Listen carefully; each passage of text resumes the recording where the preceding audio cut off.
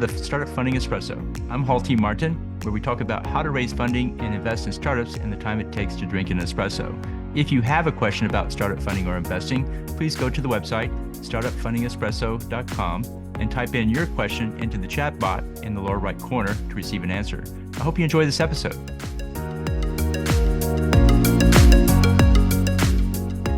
Hello, this is Hall T. Martin with the Startup Funding Espresso, your daily shot at startup funding and investing. In the startup funding world, there's an SEC registration called a FormD. A FormD is an SEC filing for those who raise funding under Regulation D rules. It's a public notice indicating an investment has been made. For companies receiving the funding, it lists the names or entities that have been made the investment. It must be filed within 15 days of the funding. For most startups, this is the date of final closing.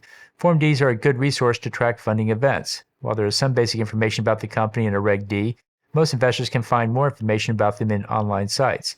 This came out of the Securities Act of 1934, which sought to provide more information to investors about a private company.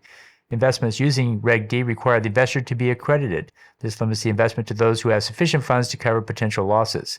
Consider FormDs in your startup research. Thank you for joining us for the Startup Funding Espresso, where we help startups and investors connect for funding. Let's go start listening to today.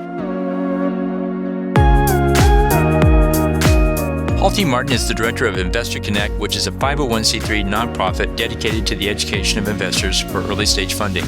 All opinions expressed by Hall and podcast guests are solely their own opinions and do not reflect the opinion of Investor Connect. This podcast is for informational purposes only and should not be relied upon as a basis for investment decisions.